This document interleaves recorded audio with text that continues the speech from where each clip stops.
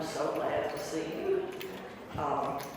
We are a minute or so late, and so we should be doubly prepared to go forward. And now for our special weekly announcements. This one's important. Well, they're all important. Everyone, oh, here we go. Last week, we had a marvelous birthday party for Michael, who is a longtime member, who makes our coffee every Sunday morning, and does all kinds of wonderful things for us.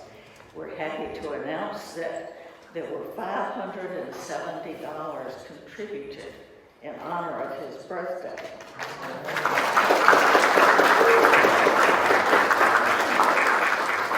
This money will be divided between our regular stuff that we need to do around the church, and also part of it will go into the trust fund. On November 19th,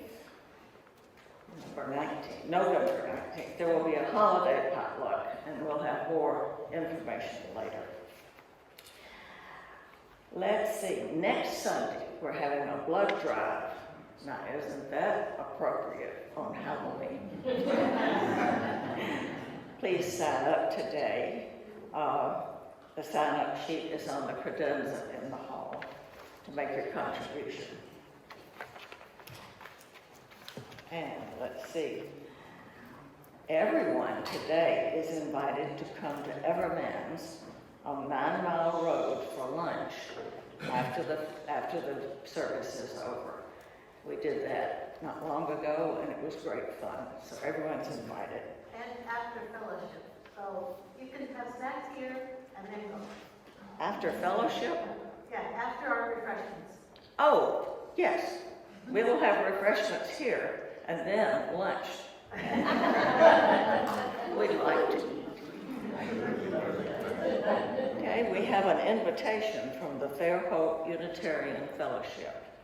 They're organizing a Unitarian campout at Blakely State Park in Spanish Fort, November 3rd to 5th.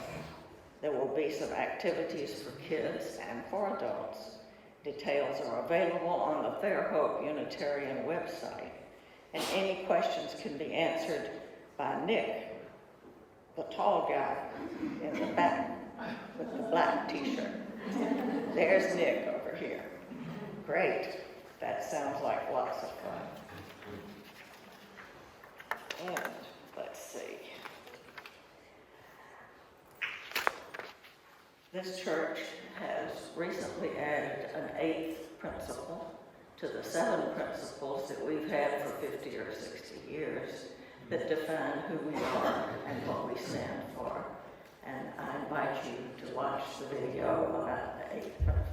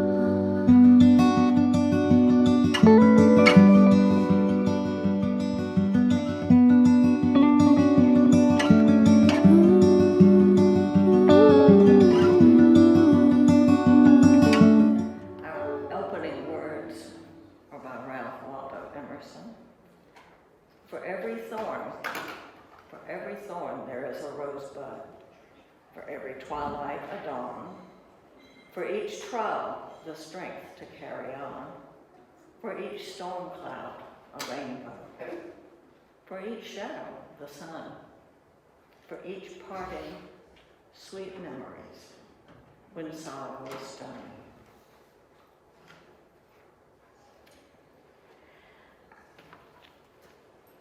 Our chalice lighting we're going to do responsively. I will read the first line. You'll read all the things that are in italics with me. In times of darkness, we stumble toward the tiny flame. In times of old, we seek the morning fire. In times of repression, we reach for the lamp of truth. In times of loss, we pray for the comforting light. In times of joy, we light a candle of celebration. Spirit of life, as we find what we need this day. Now turn to page 346 in our hymnal. Come sing a song with me.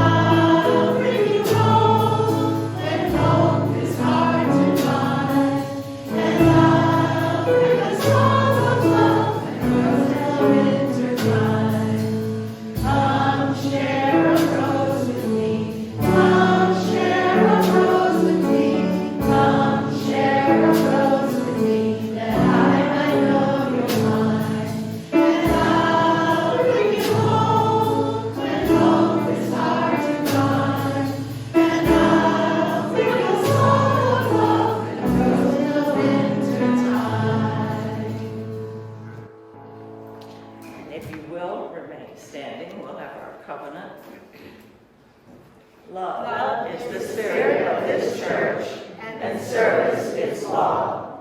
This is our covenant, to dwell together in peace, to seek the truth in love, and to help one another. You may be seated. At this time, I invite you to support our church with your monetary gifts. As you know, this church is solely supported by its members and friends.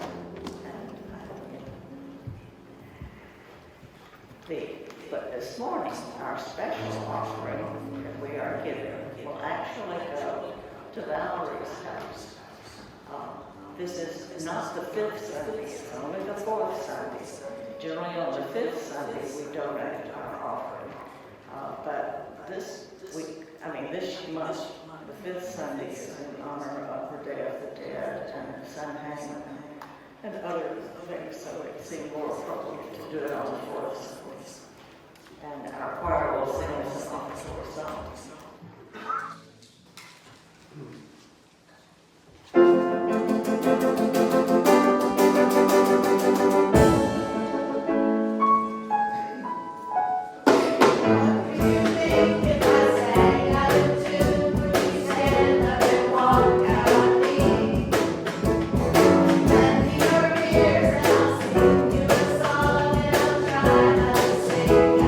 Thank you.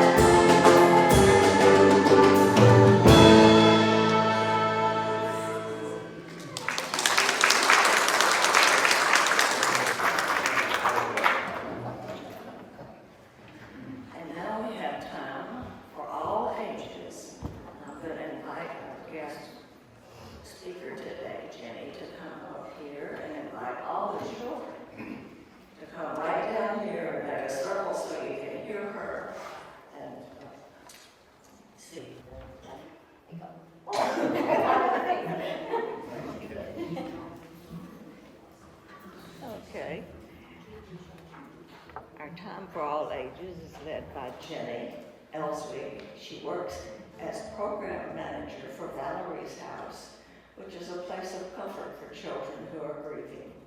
She has a husband, 2 kids, and some pups. Jenny? Thank you guys for having me here today. So I want to ask y'all, what do you do when a friend is feeling bad? How do you help them when they're feeling bad? Go ahead, Anna. You go up to them and say you're sorry and you never do it again. Okay. All right. How about you? Comfort them. Comfort them. Jacqueline, what do you do? I help them up and then I'll say if they're okay. Oh, very good. That's great. And empathy. I'm seeing lots of empathy. Go ahead. I be patient with them. Be patient with them. Excellent job. Okay, so this story is all about what we can do when our friends are feeling kind of low and how we can help them. Okay? It's called The Rabbit Listened. I'll let you write that.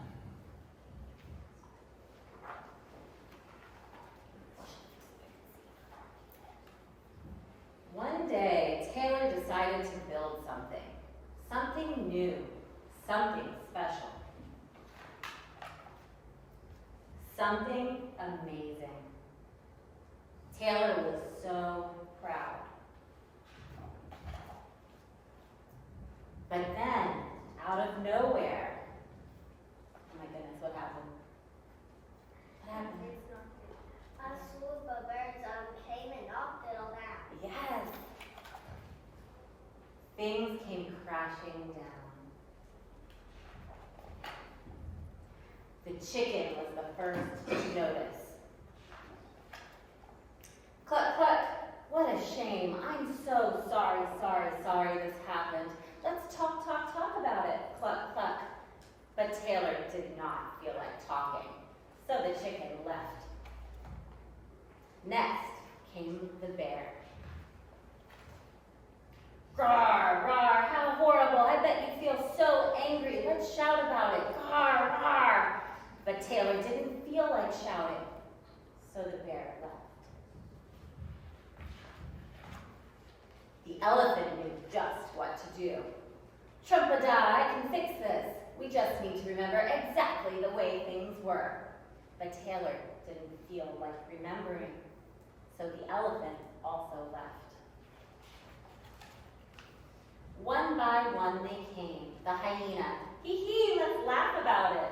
The ostrich, gulp, let's hide and pretend nothing happened. The kangaroo, tisk tisk, what a mess, let's throw it all away. And the snake, shh, let's go knock somebody else's down. But Taylor didn't feel like doing anything with anybody.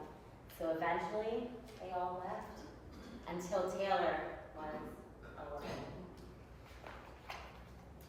In the quiet, Taylor didn't even notice the rabbit, but it moved closer and closer, until Taylor could feel its warm body.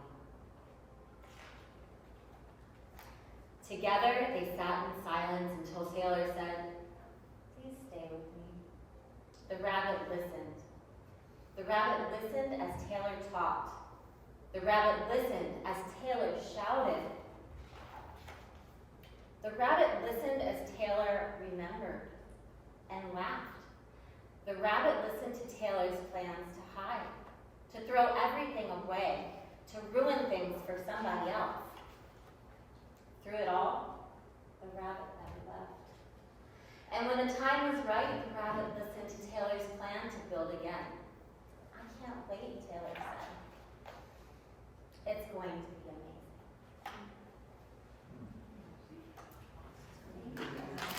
Thank you all.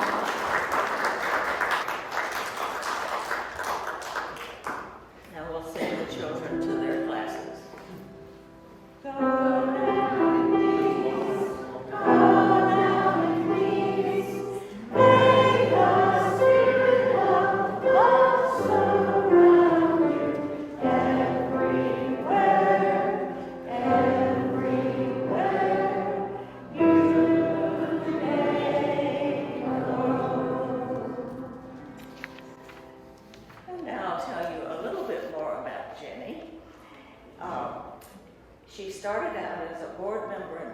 volunteer and facilitator for the Littles peer group and support group, she quickly became immersed in Valerie's house. She's eager to serve her Panhandle community as the Escambia County Program Manager. She has a passion for helping those who are grieving since she was young. Volunteering as a hospice respite provider right out of high school. Jenny also knows what it feels like to lose a parent, as her father died from a stroke when she was a young adult.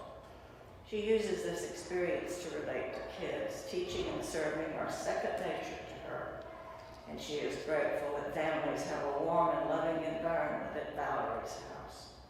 Jenny's educational background includes a Bachelor of Fine Arts from the University of West Florida. She has served as a fine arts teacher for the Escambia County School District and mentored many students from diverse backgrounds. She's also a certified yoga teacher, guiding kids young and old. When she isn't meeting with families or helping with group nights, Jenny can be found hanging out with her husband, her 2 kids, and her pups. Here's Jenny.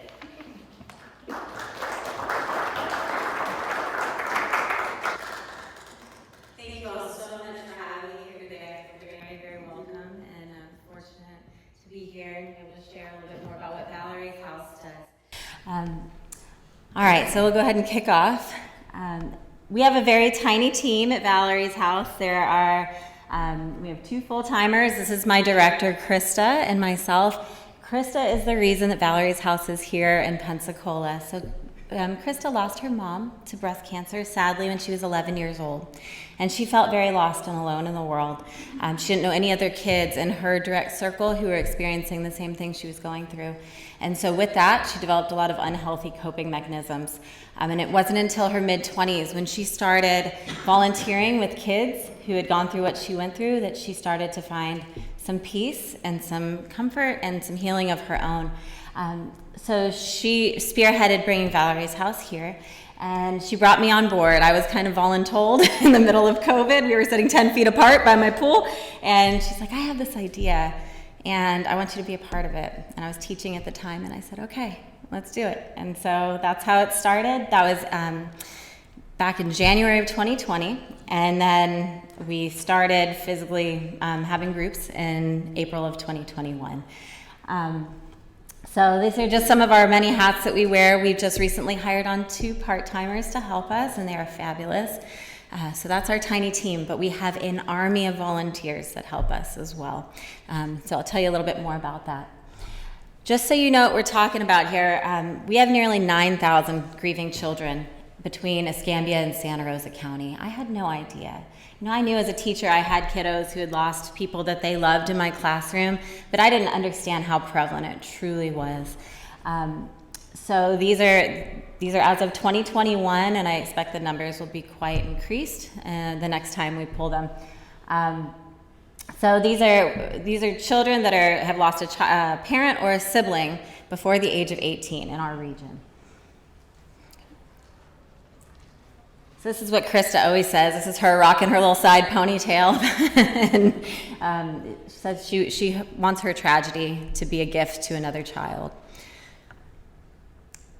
So Valerie's House, Pensacola, is the 4th chapter of a larger organization. Valerie's House proper started in Fort Myers back in 2016. And Angela Melvin, the woman on the right there, she is our CEO, and much like Krista, she lost her mother in the same year, in 1987. It was a car wreck, though, that took her mom. She was 10 at the time. And so Krista and Angela did not know each other until 2020. Krista was looking for a mentor. She was an executive with Cox. She had no idea how to run a nonprofit. You know, we were just starting from scratch, and so she called around. She was looking for a mentor. And she found Angela, and they became sisters in grief very quickly, realizing their moms had died the same year. So instead of reinventing the wheel, she's like, I have a 501c, let's go ahead and try the chapter model, and that's what we did. And so this is our namesake, that's Valerie. These are our 4 locations. We have Fort Myers, Naples, Port Charlotte, and now us in Pensacola. We were working out of Big Brothers Big Sisters up until a very generous family back around this time last year offered to donate money so we could purchase a home. And this happened to be a family that we were serving, one of our original families. Dad died in a drunk driving accident, leaving behind 3 children. And so we took care of them, and they saw the magic of what happens at Valerie's house from the inside. And they said, we want to help you expand, because we were very limited in our growth. Big Brothers, Big Sisters was wonderful. That's where we were having our meetings after hours, but there was only so much we could do. So they were like, with your own location, you can help way more kids. And so we purchased this home in December of 2022. That's us right there, right by Krispy Kreme downtown, in case you're wondering. All right. So our vision is that no child will ever have to grieve alone. And our mission is to help children and families work through their losses together to go on to live fulfilling lives. And you can see these are some images from our actual group nights. It's often organized chaos. It's very joyful. We don't just sit around crying, although there's space for that too. We mostly play, like kids come in full speed ahead, kicking their shoes off as they run through the door, ready to play. And that's the essence of what we do. We try to create a very warm, comfortable space for people to just be who they are and get what they need from us.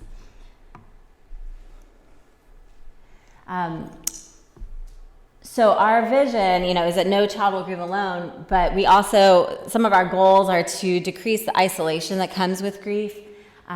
We want these kids to realize, to look around and understand that they're not the only people going through this. This is a human experience, and we need to be there to support each other through it. We help them to identify their feelings, because grief is messy, as we all know. We help them to understand, 5-year-old, they have this uncomfortable feeling in their tummy. What is that feeling? Maybe that's anxiety. And when you have the word for it, then we can start to work through it. We help them to bond with one another. We use things like art and play to facilitate these conversations that happen between the kids. And so that they can naturally help each other walk through this part of their lives. The mission of Valerie's house is to help children and their families work through the loss of a loved one together and to go on to live fulfilling lives. We all I could watch that video 1,000 times and it makes me tear up every single time. So we like to drive home the point that what we're doing is not just hugs and sweet, although there's a lot of that. We give lots of hugs, but it goes deeper than that. Unsupported grief is the root cause of so many troubles in our society. Just to connect the dots, if you think about it, that kid who lost a parent and wasn't getting the support he needed might turn to things like drinking, right? To help to soothe that pain. And then that drinking 17-year-old gets behind a wheel of a car and takes out another family. And had that child gotten the help that he needed at the time, maybe we could have prevented that. So this goes beyond just hugs and sweetness. This is much bigger than that. So for the nuts and bolts, we serve kids ages 4 to 18. Everything we do is free. If they have younger siblings, we do provide childcare for them too. We try to eliminate as many barriers as possible for the kids and the families to receive help. They come twice a month, and it is during the evening time. It's from 6 to 8 p.m. We serve dinner every single night. For some of our families, that is the only meal that they get together as a family the entire week. So we hang out, we play, and then we break into age-appropriate groups. So we have our minis, our littles, our upper littles, and we scale the activity based on their age so that they can get as much out of it as they can. We also have family fun events, so we did goofy golf, we do many different things so that we can continue those bonds outside of group night. And this is a model that was started out in Portland, Oregon by the Dougie Center. So this is a nationally vetted model that we're using. It is backed by research. It works, this peer-to-peer support model, and it works hand in hand with therapy. And if a kid comes in and they need more support, we will provide them with therapy as well. So we want to help these guys however we can. This is just some stats and how we plan on growing. We are also meeting the kids where they are. We have a group at Pace Center for Girls right now. We have a group that we're starting at Dixon School of Arts and Sciences, also Cobb Community Centers, and our ultimate goal is to go into the schools and have grief groups at the schools. So those are kind of our long-term plans, and we're also hoping to open some centers east because there's nothing between us and Tallahassee to serve these kids. We have kids coming in from Okaloosa, twice a month, and that's a heck of a drive. So we're hoping that we can help to eliminate that in the future. These are just more pictures from our home, our night. We have 55 wonderful volunteers that help us out, and they are well trained. They all have level 2 background checks, and they are so devoted. Just wonderful, wonderful people helping these kids. That was last November. November is Children's Grief Awareness Month, and so we went down and painted a graffiti bridge in honor of that. So yeah.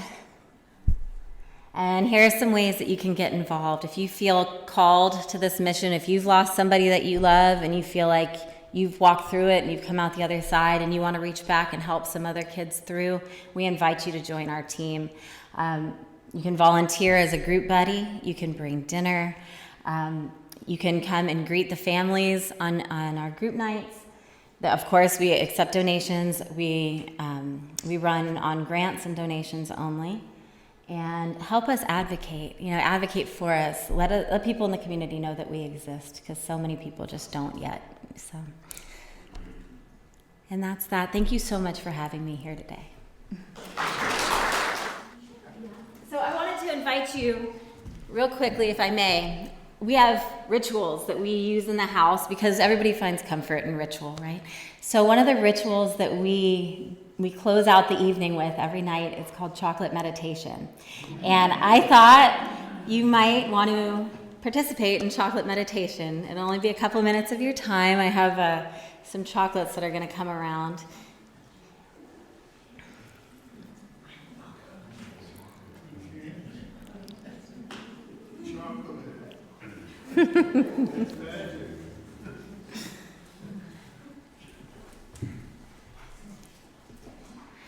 So if you would just hold it in your hand, you don't have to unwrap it just yet. We'll go step by step. And it'll be funny, my kiddos, they'll be bouncing off the walls, and then it'll be time for chocolate meditation. They become perfect angels. They sit and they wait.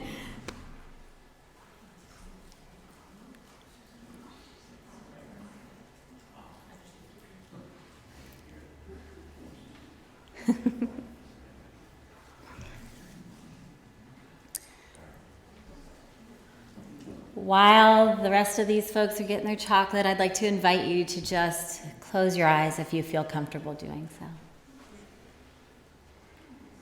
Settle into your seat. Begin to focus on your breath.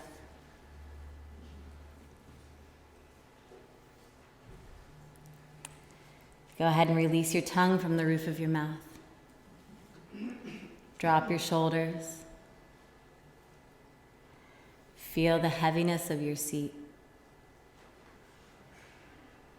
Take a deep inhale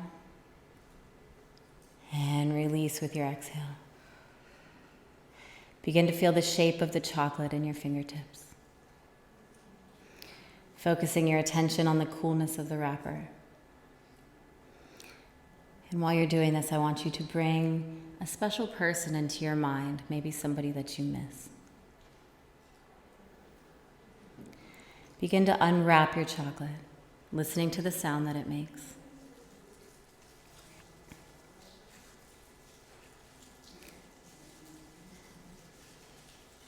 Once your candy is unwrapped, bring it to your nose and inhale the scent.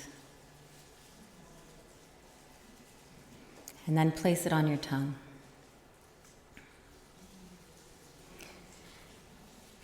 Try not to bite into it. Let the warmth of your mouth begin to melt the chocolate. And be here now. Begin thinking of sweet memories that you might have with your special person as the candy melts.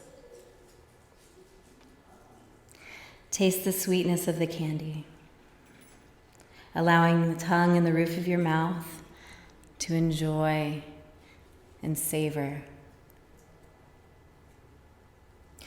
Let those sweet memories fill your mind.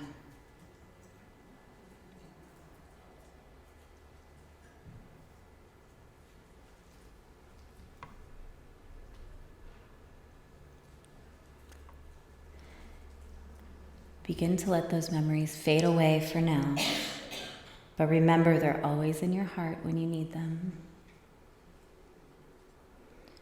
When you feel ready, you can go ahead and eat the rest of your candy, keeping your eyes closed.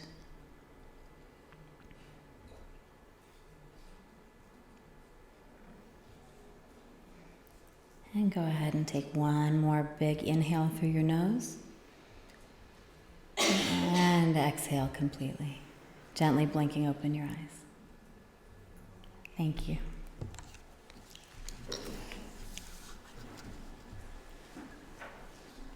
Our closing hymn will be "I Know This Rose Will Open," number 396, and I invite the choir to come forward.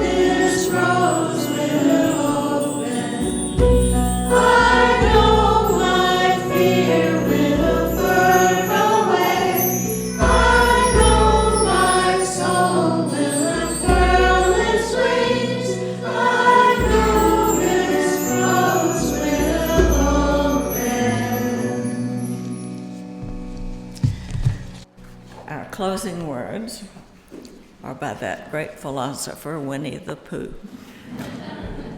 He said, "How lucky I am to have something that makes saying goodbye so very hard." How lucky I am.